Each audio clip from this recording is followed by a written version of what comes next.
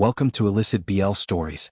If you're here for obsession, tension, and feelings that ruin your day, please like, subscribe, and share. Now let's get a little illegal. I should have known something was wrong the moment Chen Hao poured me that second glass of red wine. He never opened expensive bottles for me. Our celebrations were usually cheap beer from the corner store and takeout dumplings eaten on the couch while we scrolled through casting calls. But tonight he'd gone all out. A bottle of 2018 Bordeaux he claimed a director had gifted him, candles flickering on our tiny dining table, even fresh roses that smelled too sweet, like they were trying too hard. "Baby," he said, sliding the glass toward me with that boyish smile that used to make my knees weak, "you deserve this." "We both do." I laughed, nervous. "We haven't even gotten the call yet. But we will." He leaned across the table, brushing his thumb over my knuckles. "I can feel it. This is our yearly way." I wanted to believe him. God, I wanted to believe him so badly. The past 8 months had been brutal. Auditions that went nowhere. Directors who smiled politely and then never called back. Casting agents who looked at my Omega status like it was a liability instead of just biology. I'd been on suppressants for so long my heats were irregular and miserable, and I was tired, bone-deep tired, of pretending I wasn't affected by the way alphas in the industry sometimes stared, nostrils flaring, when my scent slipped through the cracks. Chen Hao was supposed to be my safe place. Beta. No overwhelming pheromones, no rut cycles, no accidental marking threats. Just steady affection and shared ambition. We'd been together for 2 years, moved into this cramped apartment in Chaoyang together, talked about getting matching tattoos once we both landed something big. He understood the industry's cruelty because he lived it too. Or so I thought. The wine tasted rich, a little too heavy on the back of my tongue. I drank it anyway. I drank the third glass he poured. By the time he suggested we move to the bedroom, my limbs felt strange, loose, like someone had replaced my joints with warm honey. "Chin?" My voice sounded far away. "I think I drank too much." He kissed my temple. "You're fine. You just need to relax." I remember him guiding me to the bed. I remember the way the room tilted, how the ceiling light blurred into a soft halo. I remember trying to push myself up on my elbows and failing. Then everything went soft and dark.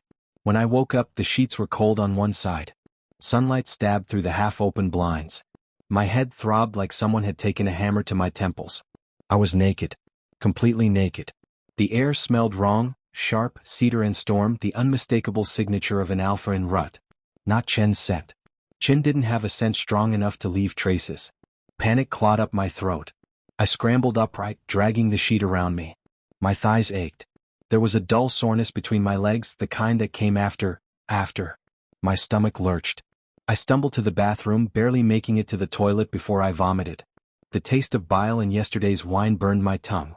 When the heaving finally stopped, I sat on the cold tile floor and tried to piece together fragments. Dinner. What? Chin smiling too much. His phone buzzing on the table every few minutes. Me laughing and saying, "Who keeps texting you on our celebration night?" And brushing it off. Me getting sleepy, too sleepy. The hotel room key card on the nightstand. I froze. It wasn't our apartment key. It was a sleek black card with gold lettering. The Peninsula Beijing, Suite 2801. I hadn't left the apartment. Had I? My legs shook as I stood. My reflection in the mirror looked like a stranger. Pale, eyes bloodshot, a faint bruise blooming on the side of my neck.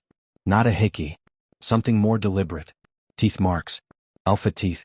I pressed trembling fingers to the mark. It didn't hurt exactly. It throbbed in time with my heartbeat, warm and strangely alive. I found my phone on the living room floor, screen cracked but still working. 12 missed calls from Chin. 3 voicemails. A string of texts. "Baby, I'm so sorry. I didn't mean for it to go this far. Please don't hate me. Call me when you wake up." I opened the most recent one. It was just one night. One favor. They promised me the lead in Silent Blade. "You know how much I need this." I thought you'd understand once you saw how big it could be for both of us. My knees gave out. I sank to the floor, clutching the phone like it might burn me. The room spun. My chest felt too tight, like someone had wrapped barbed wire around my lungs. He drugged me. My boyfriend, my beta boyfriend, drugged me and handed me over to some alpha stranger so he could get a movie role. I laughed once, a broken sound that hurt my throat. Then I cried. Ugly, choking sobs that made my whole body shake. I cried until there was nothing left, until I was just a hollow shell sitting on the hardwood floor of the apartment we decorated together. Eventually I forced myself to stand. I showered until the water ran cold, scrubbing at my skin like I could erase the night. The mark on my neck wouldn't fade. It darkened under the hot water, almost mocking me.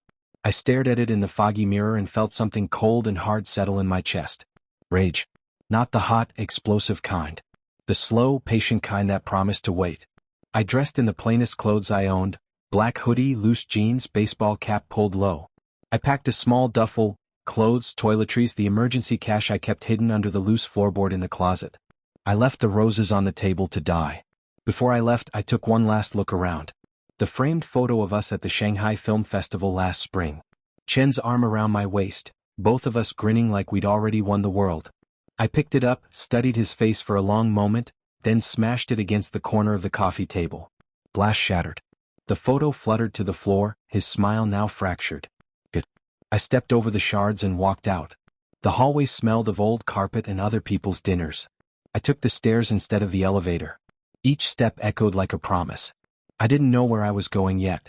I didn't know who the alpha was or how far Chen had gone to sell me. But I knew one thing with absolute certainty. Chen Hao would regret ever thinking he could use me. And whoever that alpha was, I was going to find out exactly what kind of man accepted a drugged Omega as payment for a movie role. I stepped into the cold January morning. The city was waking up around me, delivery scooters weaving through traffic, aunties doing Tai Chi in the park, the smell of fried dough and soy milk drifting from street vendors. None of it felt real. None of it mattered.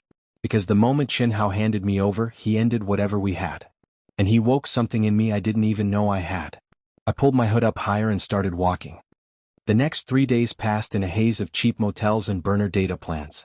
I couldn't go back to the apartment. Every time I thought about stepping through that door, I saw the broken photo, the dying roses, Chen's texts glowing on my cracked screen like accusations. So I drifted. A different guest house each night, paying cash, keeping my cap low and my scent blockers on double strength. My suppressants were running low, but I rationed them like they were oxygen in a sinking submarine. I needed information. I needed a name. On the fourth morning, January 15th, according to the date on the motel's ancient wall calendar, I sat cross-legged on a lumpy mattress with my laptop balanced on my knees. The Wi-Fi was terrible, but it was enough. I started with the obvious. Silent Blade was the hottest project in Beijing right now. A big-budget wuxia thriller, historical setting, heavy on wire-fu and tragic romance. The production company was Apex Entertainment. Everyone knew Apex. They didn't just make movies. They owned half the screens in the country, controlled streaming platforms, talent agencies, even a couple of the biggest post houses. Their CEO was infamous for being young, ruthless, and impossible to reach. I opened Weibo, then Douyin, then Xiaohongshu, anywhere people gossiped about the industry. I searched variations of the same thing. Silent Blade lead role announcement. Apex Entertainment new casting. Chen Hao Silent Blade. The first Real hit came from a verified industry account, a small-time talent scout who loved to drop crumbs for clout. Posted yesterday. Big congrats to a Chen Hao official on landing the male lead in Silent Blade. Apex moved fast this time. Auditions barely wrapped and boom, contract signed. Must have impressed someone upstairs eyes hashtag Silent Blade hashtag Apex sent. The comments were a mix of congratulations and barely veiled envy. Then I saw it. A reply from someone with a blue V. Impressed someone alright. Heard the CEO himself made the call. Rare for Su Jian to get personally involved in casting. Su Jian. The name landed like a stone in my stomach. I clicked on the profile. Verified. Apex Entertainment official account followed him. His bio was simple. Chairman and CEO, Apex Entertainment Group. He was 31 years old. Self-made. Took over a failing mid-tier studio at 25 and turned it into the empire it was today. There were photos, black and white magazine covers, red carpet shots, him in a perfectly tailored charcoal suit, face sharp and unreadable. High cheekbones, straight nose, eyes like polished obsidian. The kind of face that made people nervous without trying. I stared at the screen until my eyes burned. I didn't remember much from that night. Flashes only. Hands, strong, calloused at the knuckles. A low voice murmuring something I couldn't catch. Overwhelming, terrifying heat. The scent of cedar and storm, so thick it coated the back of my throat. I slammed the laptop shut. No. I wasn't going to sit here and romanticize it. He was part of this. Maybe he didn't know about the drugs. Maybe, but he still took what was offered. He still marked me. The proof was still on my neck. A faint silver scar now, already healing faster than any normal bruise should. That was alpha biology for you. Their bites lingered. I touched it absently. The skin felt warm under my fingertips, almost feverish. I hated how my body reacted. How a traitorous shiver ran down my spine every time I remembered that scent. I needed air. The motel was near Sanlitun, close enough to the trendy bars and overpriced coffee shops that the streets were full of people my age, laughing, taking selfies, living like the industry hadn't already chewed them up. I pulled my hoodie up and walked, letting the cold January wind slap some sense into me. That's when I saw the billboard. It was enormous, covering the side of a glass office tower. A teaser poster for Silent Blade. The title in bold crimson calligraphy. Below it, the cast list was already partially revealed. Male lead, Chin Hao. My boyfriend's face, my ex-boyfriend's face, 20 feet tall, looking heroic in period costume, sword raised. And beside it, in smaller but still prominent text. Directed by Zhang Weihao. Produced by Apex Entertainment. CO, Su Jian. I stood there, frozen, while people flowed around me like water around a rock. Someone bumped my shoulder and muttered an apology. I didn't move. Then, as if the universe had a sick sense of humor, I smelled it. Cedar. Storm. Leather and smoke. My knees nearly buckled. I whipped around, heart slamming against my ribs. Across the street, a black Maybach pulled up to the curb. The rear door opened.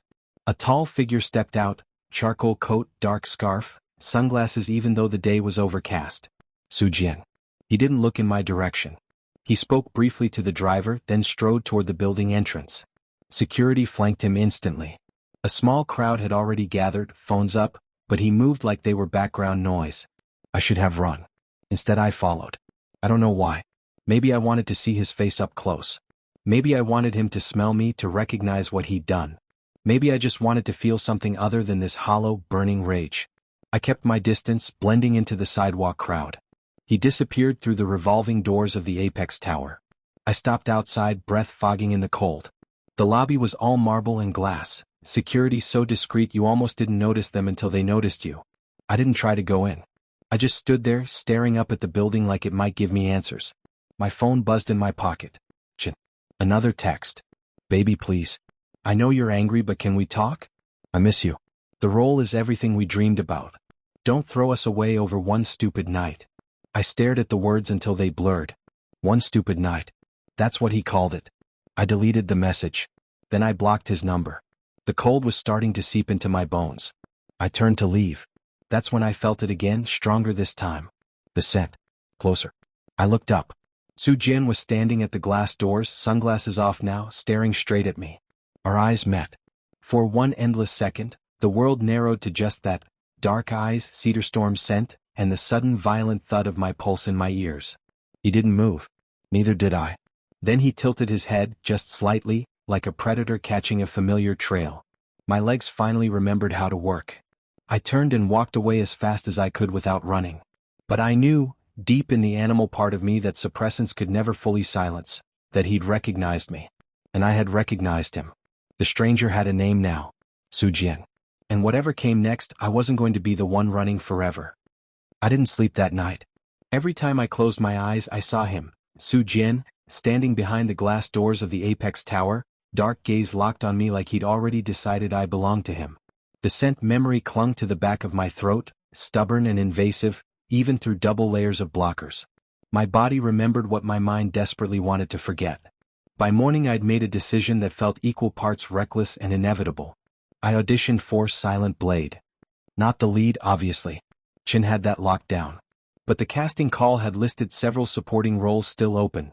The loyal younger brother, a few court guards, and, most temptingly, a secondary male character named Shin Yi, the quiet strategist who dies in the third act but leaves a lasting emotional scar on the protagonist. Shin Yi was described in the breakdown as Omega, mid-20s, refined, carries hidden sorrow. Must convey quiet strength and subtle sensuality. I fit the description too well. Maybe that was why I printed the sides, practiced the monologue in front of a cracked motel mirror until my voice cracked, and showed up at the casting studio the next day. The waiting room smelled like anxiety, coffee breath, and too many competing pheromones. I kept my head down, hoodie up, blockers working overtime. A few people recognized me, small roles in indie web dramas, a couple of viral short films, but no one asked questions. Good. I wasn't here to network. I was here to survive. When my name was called, I walked into the audition room like I was walking into battle. 3 people sat behind the long table: the director Zhang Weihao, a stern woman I recognized as the casting director, and, my heart slammed into my ribs, an assistant scribbling notes. No Sujian. Relief and disappointment hit me at the same time. I hated myself for the disappointment part. I gave my name, handed over the headshot I'd printed at a 24-hour shop, and started the scene. The monologue was Xin Yi's farewell to the prince he secretly loved, poetic, restrained, laced with longing. I poured everything into it: the betrayal I still tasted, the hollow ache in my chest, the way my own body had betrayed me that night. By the time I finished, my hands were shaking and my voice was raw. Silence. Then Zhang Weihao leaned forward. Again. This time less restraint. Let the pain bleed. I did it again. Harder. Angrier. The Omega in me, the one I'd spent years drugging into submission, rose closer to the surface. I let it. Just enough. When I finished the second take, the room felt smaller. Hotter. Zhang nodded once. Thank you, Li Wei. We'll be in touch. I left the building on unsteady legs, adrenaline burning through my veins. I didn't know if I'd get the part. I didn't even know if I wanted it. Being on the same set as Chen every day sounded like torture. But it also sounded like justice. 3 days later, the email came. Congratulations. You have been cast as Xin Yi in Silent Blade. First table read, January 20th. Contract to follow. I stared at the screen until my vision blurred. Then I laughed, a short, jagged sound that startled the motel clerk in the next room. I was going back into the fire. The first table read was held in one of Apex's private conference rooms on the 35th floor. Floor-to-ceiling windows, panoramic view of Beijing's smog-tinted skyline, long mahogany table polished to a mirror shine. I arrived early, hoodie swapped for a simple black sweater and slacks. Professional, forgettable. I chose a seat near the end of the table, as far from the director's chair as possible. Chin walked in 10 minutes later. You look good. Too good. Fresh haircut, new watch, the easy confidence of someone who just signed the biggest contract of his life. He scanned the room, eyes lighting up when he saw me. Li Wei. His voice carried that familiar warmth, like nothing had happened. I didn't answer. I kept my eyes on the script in front of me, fingers tight around the pages. He hesitated, then slid into the seat 2 chairs down. Close enough to talk. Close enough for me to smell his scent, or lack of it. Beta. Neutral. Safe. Once upon a time, I'd found that comforting. Now it just made me sick. Baby, he whispered, leaning toward me. I didn't know you'd be here. This is good. We can talk after. Clear the air. I finally looked at him. His smile faltered when he saw my expression. Don't, I said, voice low enough that only he could hear. Don't call me that. Don't talk to me like we're still together. His jaw tightened. You're being dramatic. It was one night. One favor. For both of us. I laughed again, quiet, bitter. You drugged me, Chin. You handed me over like I was a prop. I didn't. He cut himself off, glanced around. People were starting to fill the seats. I didn't know it would go that far. I thought it would just be flirting. A hookup. You're an Omega. You're used to. I stood up so fast the chair scraped. Heads turned. I didn't care. I walked out. The hallway was empty, blessedly quiet. I leaned against the wall, breathing hard, trying to shove the rage back down where it belonged. Footsteps. I looked up. Su Jian. He was in a dark suit today, no tie, top button undone. The cedar storm scent rolled off him in controlled waves, like he was deliberately holding it back. He stopped a few meters away. Li Wei. My name and his voice sounded different. Deeper. Rougher around the edges. I straightened. Mr. Su. A muscle ticked in his jaw. You're cast. Apparently. He studied me for a long moment. Then he stepped closer, slow, deliberate. I didn't know, he said quietly. That night. I didn't know you weren't willing. My stomach twisted. You marked me. His gaze dropped to my neck. The scar was mostly hidden by my collar, but he seemed to know exactly where it was. I did, he admitted. No excuses. No deflection. And I haven't been able to forget your scent since. The air between us thickened. I hated how my pulse jumped. Hated how my body leaned forward half a centimeter before I caught myself. You don't get to say things like that, I whispered. I know. He didn't move closer. Didn't touch me. Just stood there, letting his presence do the work. But I'm saying them anyway. A beat of silence. Then he spoke again, softer. Stay on the project. I won't interfere. But I want you to have the role. You earned it. I searched his face for lies. Found none. Why? Because I owe you that much, he said simply. And because the moment I saw you on the street, I knew I'd regret it if I let you disappear. My throat closed. Before I could answer, the door to the conference room opened. An assistant poked her head out. Mr. Su? Director's asking for you. He nodded once, eyes still on me. Then he turned and walked away. I stayed in the hallway until my breathing evened out. When I finally went back inside, Chen was watching the door with narrowed eyes. Su took his place at the head of the table. The read-through began. I spoke my lines. Chen spoke his. But every time our characters shared a scene, every time I had to look at him across the table and pretend tenderness, I felt Su's gaze on me instead. Heavy. Unrelenting. And when the session ended, when everyone started packing up, Su caught my eye one last time. He didn't speak. He didn't need to. The message was clear. This wasn't over. Not by a long shot.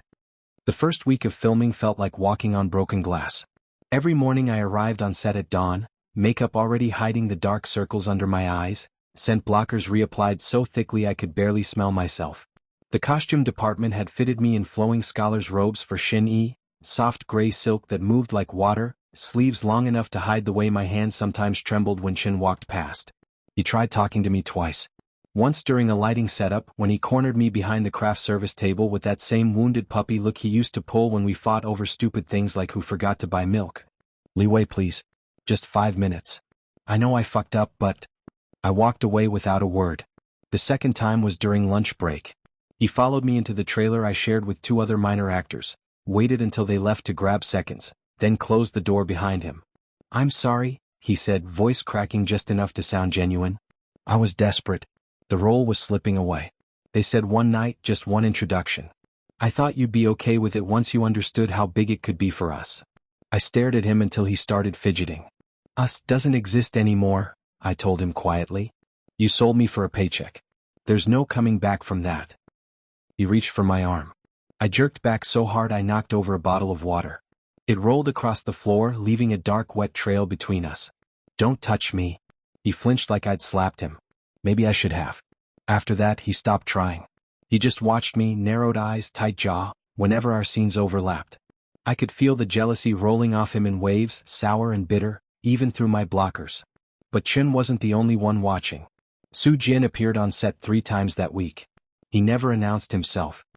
He simply materialized, black coat draped over his shoulders, phone in hand, talking quietly to the line producer or the director while his gaze drifted, inevitably, to me. The first time it happened, we were rehearsing the farewell scene. I had to kneel in front of Chen's character, press my forehead to his knuckles, whisper lines about eternal loyalty even as my heart was breaking. My voice cracked on the last syllable, not acting. Real grief bleeding through. When I stood, Su was leaning against the far wall, arms crossed, expression unreadable. Our eyes met across 30 meters of crowded set. He didn't smile. Didn't nod. Just held the contact until I looked away first, cheeks burning. The second time was worse. We were shooting night exteriors in a faux ancient courtyard. Cold wind whipped through the fake bamboo. My robes weren't thick enough, goosebumps rose on my arms and the chill sank into my bones. I wrapped my arms around myself between takes, trying to stay warm. Then the scent hit me, cedar, storm, warm leather, like someone had opened a window to summer in the middle of winter. Su stood 10 steps behind me, holding out a heavy wool coat. Put it on, he said. Not a request.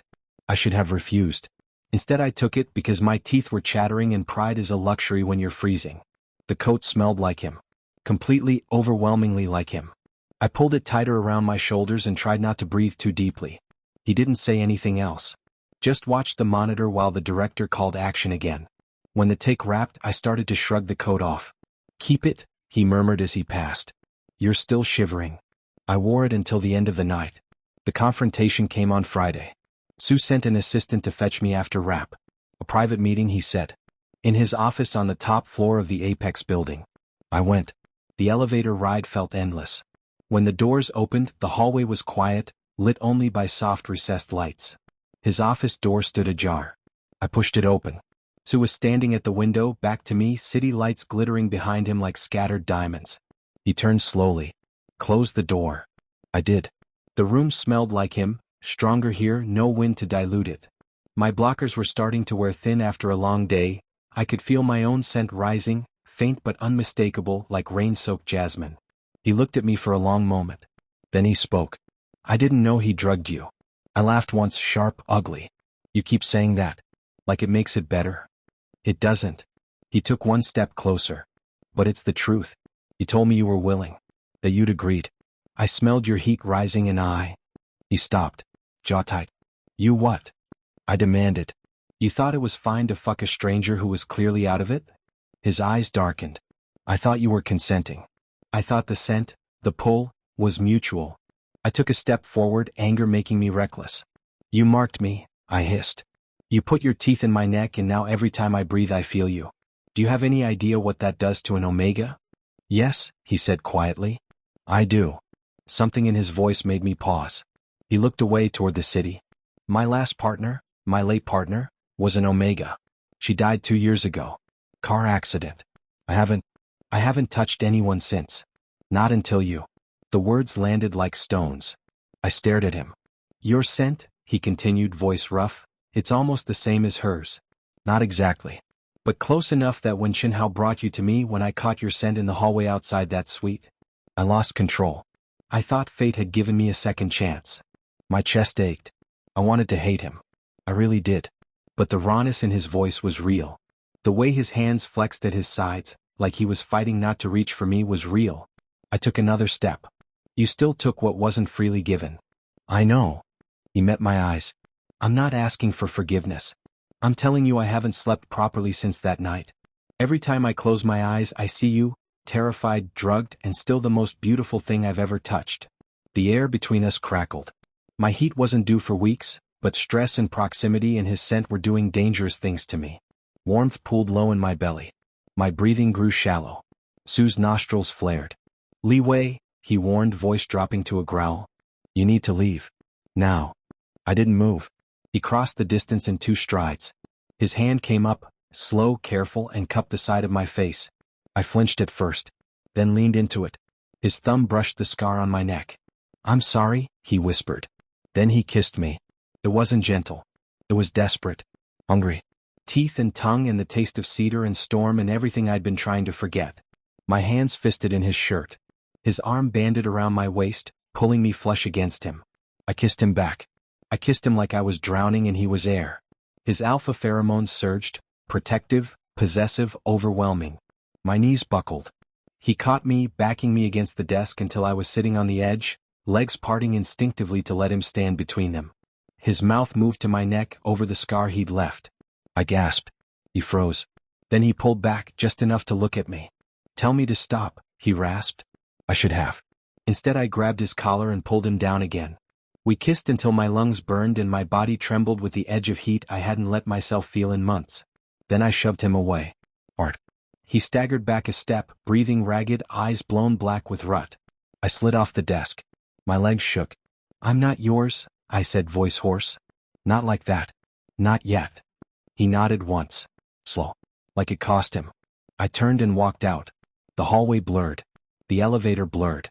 By the time I reached the street, the cold January air slapped sense back into me. I touched my lips. They were swollen. I touched the scar on my neck. It burned. And somewhere deep inside, the Omega I'd spent years suppressing whispered, "You're already his." I hated that part of me most of all. Filming entered its second month, and the set had become a pressure cooker. The winter in Beijing was merciless. Snow flurries during exterior night shoots, wind that cut through even the thickest costume layers. My character, Shini, had more scenes now. The director liked the quiet intensity one brought to the role, kept adding subtle beats. A lingering glance, a hand that almost touched the prince's sleeve before pulling away. Every take felt like bleeding on camera. Chin noticed. He'd stopped trying to speak to me directly, but the sabotage was quieter, pettier. A misplaced prop that made me miss my mark during a crucial dialogue. Whispers to the assistant director that I was difficult to work with. Once, my trailer's heating mysteriously failed for an entire afternoon while the rest of the crew stayed warm. I didn't confront him. I didn't have the energy. I was too busy trying not to fall apart. Because Su Jian was everywhere. He didn't come every day, too obvious, too dangerous for rumors, but when he did appear it was always at the worst possible moments. During my close-ups, when my face was already flushed from cold and emotion. During breaks, when I sat alone on the stairs with a paper cup of lukewarm tea. He never approached openly. Just watched. Just existed in my peripheral vision, cedar storm scent drifting on the wind like a promise I wasn't ready to accept. My suppressants were failing. I doubled the dose. Tripled it. Nothing helped. The closer Sue got, the more my body rebelled, flushes of heat under my skin, sudden dizziness, the humiliating slickness between my thighs that no amount of liners could hide. My next heat wasn't due for another 3 weeks, but stress was pushing it early, and his presence was gasoline. I hated him for it. I hated myself more. On the night of the 28th we wrapped late. The schedule had us shooting the death scene, Shin Yi's final moments in the prince's arms. I'd cried real tears for the first time since that hotel room. The director called cut, everyone clapped, someone handed me tissues. I nodded thanks, wiped my face and headed for my trailer. Halfway there the world tilted. Heat crashed over me like a wave, sudden, violent, unstoppable. My knees buckled. I caught myself on a lighting rig, breath coming in shallow pants. Sweat beaded on my forehead despite the freezing air. Someone cursed softly behind me. Then strong arms caught me before I hit the ground. Of course it was Sue. He lifted me like I weighed nothing, coat already around my shoulders, shielding me from prying eyes. "Breathe," he murmured against my hair. "I've got you." I wanted to fight, to shove him away. But the heat was clawing at me, demanding, and his scent was the only thing keeping me from screaming. He carried me to his private trailer, the one reserved for VIP visits, tucked at the far end of the lot. Inside it smelled like him, leather, cedar, safety. He set me on the wide leather couch, grabbed a blanket, covered me. "I'll call a doctor," he said, already reaching for his phone. No, my voice was wrecked. "No doctors. No one can know." He froze. I curled tighter, teeth chattering. "Just stay. Please." The please came out broken. I hated how small it sounded. Sue exhaled roughly. Then he knelt in front of me. "I won't touch you unless you ask," he said, voice low and strained. "But I'm not leaving you alone like this." He stayed. He brought cool cloths for my forehead, water with electrolytes, spoke in quiet tones when the cramps made me whimper. When the fever spiked and I started shaking, he let me cling to his shirt, face buried against his chest. His hand stroked slow circles on my back, never lower, never possessive. Just comfort. I cried again. Not from the heat. From everything else. When the worst of the crest passed, hours later, dawn just starting to gray the sky, I was exhausted, boneless, still trembling.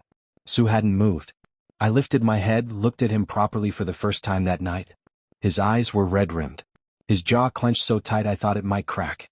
"You didn't have to do this," I whispered. "I did." He brushed damp hair from my forehead. "I caused this. The least I can do is not make it worse." I swallowed.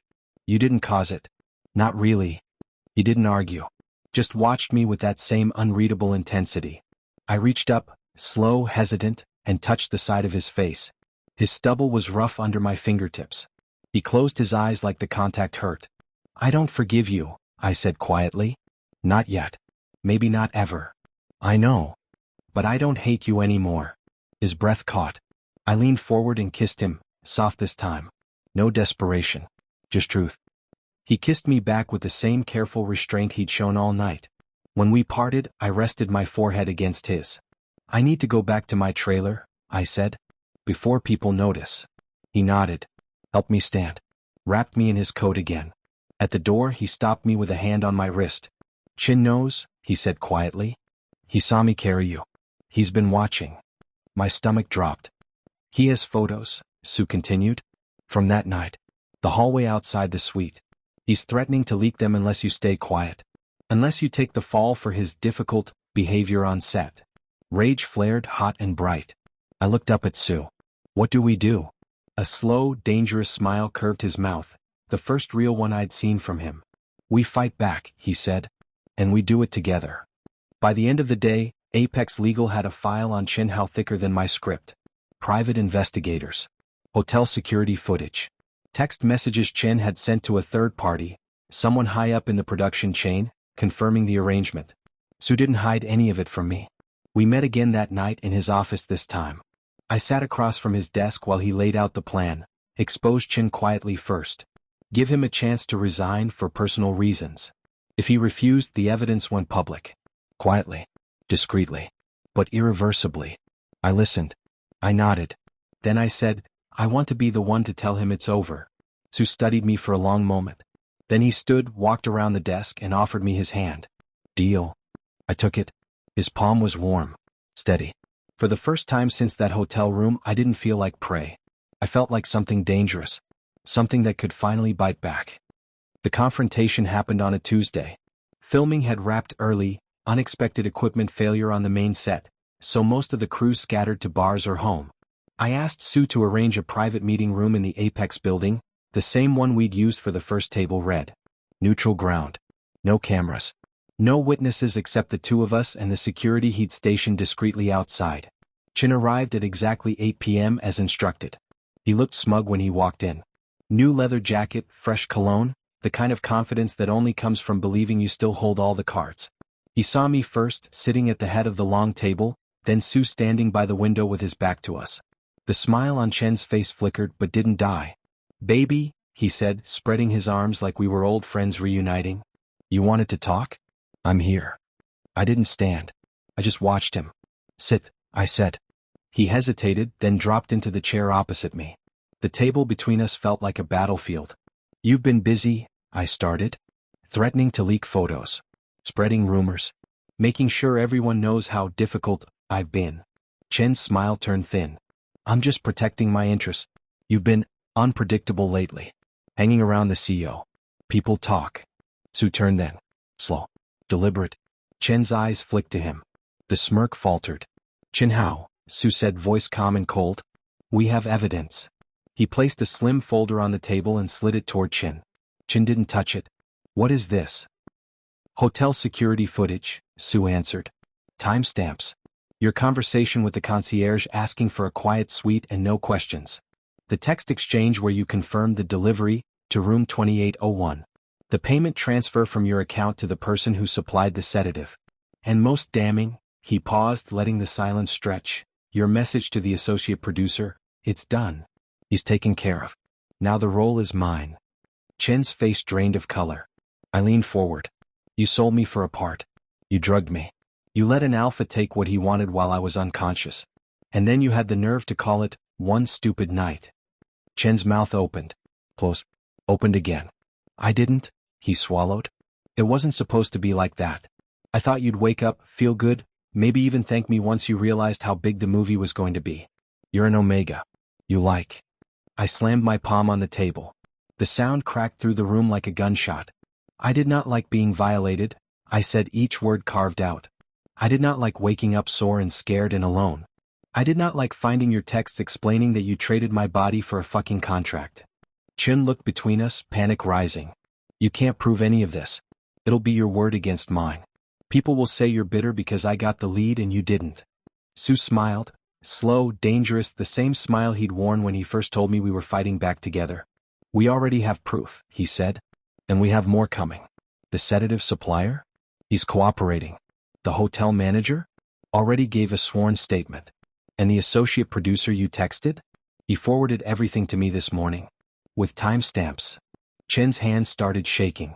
You're finished, I told him quietly. Resign tomorrow. Say it's for personal reasons. Leave Beijing if you want. But if you fight this, if you leak one single photo, if you whisper one more rumor, everything goes public. Every message. Every frame of footage. Every disgusting detail. Chin stared at me like he was seeing a stranger. You'd really ruin me? He whispered. You ruined yourself, I said. The moment you decided I was worth less than a role. Silence stretched. Then Chin stood, chair scraping back violently. This isn't over, he spat. Sue stepped forward, once. Just once. Chin flinched. It is, Sue said, voice low. Leave. While you still have the dignity to do it quietly. Chin looked at me one last time, searching for something, anything, regret, love, weakness. He found nothing. He turned and walked out. The door closed behind him with a soft click. I exhaled. My whole body was trembling. Sue crossed the room in 3 strides and pulled me into his arms. I buried my face in his chest and let the tears come, quiet ones, exhausted ones. Not grief. Relief. He held me until I stopped shaking. When I finally pulled back, he cupped my face. You were incredible, he murmured. I was terrified, I admitted. And you still stood your ground. His thumb brushed my cheek. I've never been prouder of anyone. We stayed like that for a long time, foreheads touching, breathing each other in. Later, when the building was quiet and the city lights painted stripes across the floor, Sue spoke again. I've been holding back, he said. Every day. Every time I see you on set, every time your scent reaches me. I've been holding back because I didn't want to pressure you. Because I wanted you to choose. I looked up at him. I'm choosing now, I whispered. His pupils blew wide. I reached up, fingers tracing the line of his jaw. I want you, I said. Not because of pheromones or fate or whatever bullshit the Omegaverse likes to sell. I want you because you stayed with me through the heat. Because you fought for me. Because you let me hate you and still looked at me like I was worth everything. He exhaled roughly. Then he kissed me, slow, reverent, like I was something sacred. When we broke apart, he rested his forehead against mine again. I love you, he said, voice raw. I think I've loved you since the moment I caught your scent in that hallway. I just didn't have the right words then. My heart stuttered. I'm not ready for a mark, I told him honestly. Not yet. But I'm ready for this. For us. He smiled, small, real, beautiful. That's more than enough. We left the building hand in hand. No one saw. Not yet. But soon the industry would know. Chin Hao's resignation hit the press the next morning. Personal reasons, the statement said. Wishing the Silent Blade team all the best. The comments exploded. Speculation ran wild. Some people connected dots. Others didn't. I didn't care. Because for the first time in months, I woke up without dread in my chest. I woke up in Sue's bed, his penthouse overlooking the city, sheets that smelled like cedar and safety, his arm heavy around my waist. He kissed the back of my neck when I stirred. Good morning, he murmured. I turned in his arms, pressed my lips to his collarbone. Good morning. Outside, Beijing woke up. Inside, something new was beginning. And for once, I wasn't afraid of what came next. 3 months later. The premiere of Silent Blade was held at the Beijing International Film Festival, late March 2026. Red carpets, flashing cameras, the kind of night where dreams either shatter or solidify. I stood on the edge of the chaos in a midnight blue suit tailored so perfectly it felt like a second skin. Sue had insisted on it, saying the color made my eyes look like storm clouds after rain. He stood beside me now, hand resting lightly at the small of my back. Not possessive. Just there. Steady. The crowd noticed. Whispers started the moment we stepped out of the car together. Phones lifted. Reporters leaned forward like wolves scenting blood. Is that Su Jian and Li Wei? They're together? We didn't confirm anything. We didn't need to. The way he looked at me, open, unguarded, like I was the only thing in the world worth seeing, was confirmation enough. Inside the theater, the lights dimmed. The film played. When Xin Yi's death scene came, the audience was silent. I watched my own face on the massive screen, tears, trembling hands, the quiet goodbye, and felt nothing but calm. That pain belonged to another version of me. Someone who'd been broken. When the credits rolled, the applause was thunderous. After the screening, we skipped the after-parties. Sue drove us out of the city instead, south toward the quiet hills where the lights finally gave way to stars. He'd rented a private villa for the weekend. No staff. No security detail. Just us. We arrived after midnight. The house smelled of cedar and fresh linen. Floor-to-ceiling windows looked out over a dark valley. He lit the fireplace while I wandered the space, barefoot on warm wood floors. I found him in the living room, sleeves rolled up, firelight painting gold across his sharp features. He looked up when I entered. Come here, he said softly. I crossed the room. Stopped just in front of him. He reached out, fingers brushing the scar on my neck, faded now but still there. A permanent reminder. I've waited long enough, he murmured. I need to ask you something. My heart started pounding. He sank to one knee. The world narrowed to the crackle of the fire and the warmth of his hand around mine. Li Wei, he said, voice rough with emotion. I've spent years building things, companies, films, walls around myself. None of it mattered until you walked into my life and tore every single one down. I don't want a contract. I don't want a fling.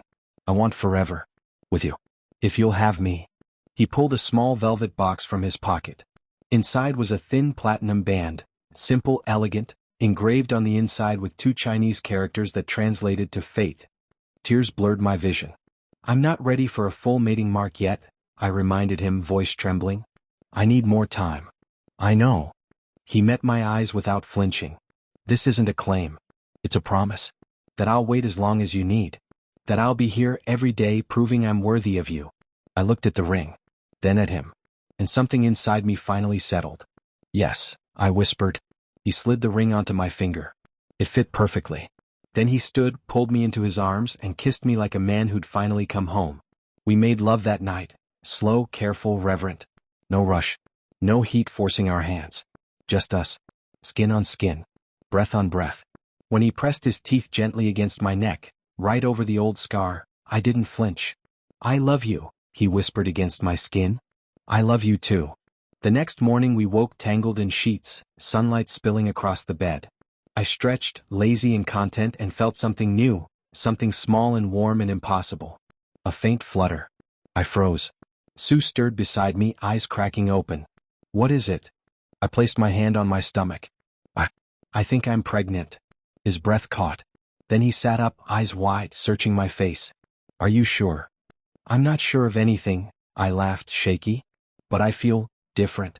And my heat cycle's been off since the last one. I need to see a doctor. He pulled me into his lap, arms wrapping around me like he'd never let go. If it's true, he said, voice thick, then we're going to be the most terrifying parents Beijing has ever seen. I laughed again, this time freely. We're going to be okay, I told him. He kissed my temple. Better than okay. Months later, the news leaked anyway, quietly, tastefully. A small statement from Apex Entertainment. Chairman Su Jian and actor Li Wei are expecting their first child. They request privacy during this joyful time. The internet exploded. Fan accounts multiplied. Hashtags trended. Some people called it a fairy tale. Others called it scandalous. I didn't care. Because every morning I woke up to Su's hand resting protectively over the small swell of my belly. Every night he read scripts aloud to the baby, terrible accents and all. Every day he proved, in the quietest ways, that he was never going to leave. Hi lovely viewers, if you watched to the end, please don't forget to like, subscribe and share. Thank you.